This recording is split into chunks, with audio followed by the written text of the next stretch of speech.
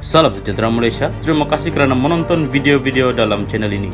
Sebelum kita mula, jangan lupa untuk tekan tombol subscribe, share, like dan komen. Let's go! Salam sejahtera dan selamat malam kepada seluruh rakyat Malaysia. Berita panas malam ini bertajuk Kes Muhyiddin, AG Nafi berlaku pendakwaan terpilih bermotif politik. Berita penuh, Peguam Negara Idrus Harun menafikan berlakunya pendakwaan terpilih bermotif politik dan penganiayaan terhadap mana-mana individu yang melakukan kesalahan di bawah undang-undang.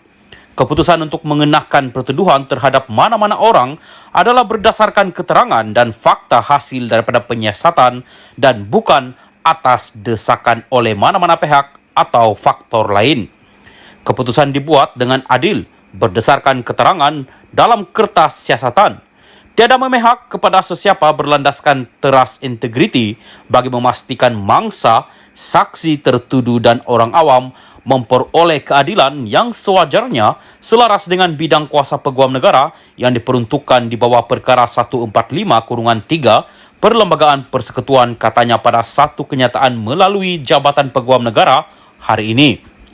Peruntukan perlembagaan yang disebut kenyataan ini merujuk kuasa budi bicara Peguam Negara untuk membawa, menjalankan atau memberhentikan apa-apa prosiding mengenai suatu kesalahan selain daripada prosiding di Mahkamah Syariah. Kenyataan Idrus itu susulan tuduhan beberapa pemimpin kanan PN bahawa kerajaan menggunakan agensi penguatkuasaan untuk menyerang musuh politiknya. Pengurusi PN merangkap Presiden Bersatu Muhyiddin didakwa di mahkamah atas 4 pertuduhan salah guna kuasa dan 2 pertuduhan pengubahan wang haram awal hari ini. Bekas Ketua Penerangan Bersatu Wan Saiful Wanjan sebelum ini pula didakwa menerima rasuah RM6.9 juta dan meminta jumlah yang tidak ditentukan berhubung projek jalan raya RM232 juta ringgit yang dikaitkan dengan program itu. Salam sejahtera, berita seterusnya bertajuk Muhyiddin beri kata putus jawatan dalam Bersatu, PN lepas pendakwaan. Berita penuh, bekas Perdana Menteri Tan Sri Muhyiddin Yassin akan memutuskan sama ada melepaskan jawatan beliau sebagai Presiden Bersatu dan Pengurusi Perikatan Nasional PN selepas pendakwaan di mahkamah.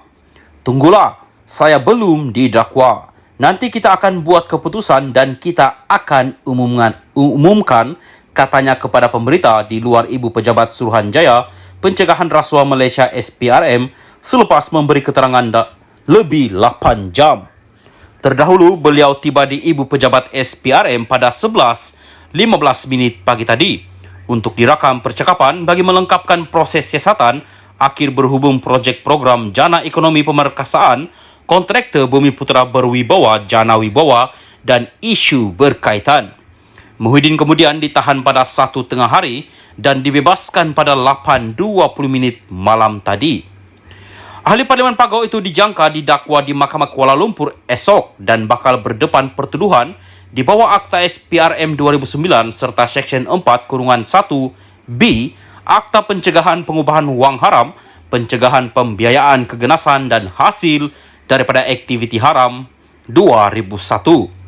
Sebelum ini, bekas Ketua Penerangan Bersatu Datuk Wan Saiful Wanjan melepaskan jawatan selepas didakwa meminta dan menerima rasuah berjumlah RM6.9 juta membabitkan projek Jana Wibawa bernilai RM232 juta pada tahun lepas. Bagaimanapun, beliau mengaku tidak bersalah.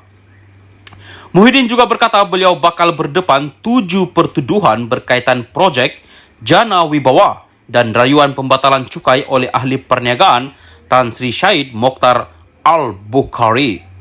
Beliau akan hadir ke Mahkamah Kuala Lumpur esok dan Mahkamah Shah Alam pada Isnin untuk menjawab kesemua pertuduhan terhadap dirinya. Saya menegaskan bahawa saya tidak bersalah dan saya akan jawab segala pertuduhan terhadap saya di mahkamah, katanya. Ditanya proses rakaman keterangan yang mengambil masa kira-kira 9 jam, Muhyiddin berkata ia memakan masa yang lama kerana pegawai SPRM menjalankan tugas dengan teliti serta berhemah, tidak kasar dan saling menghormati selain melihat satu persatu rekod tersebut. Tiada tekanan dan saya hargai kerjasama pegawai SPRM, katanya. Mengenai kemungkinan rusuhan oleh penyokong beliau, Muhyiddin berkata PN dan Bersatu adalah parti yang aman manakala penyokongnya sedar rusuhan bukan tindakan yang betul ketika rakyat berdepan cabaran ekonomi. Ia bukan tentang Muhyiddin, sebaliknya adalah tentang Bersatu dan PN. Mereka tahu bagaimana mahu menjaga security dan keselamatan rakyat, katanya lagi.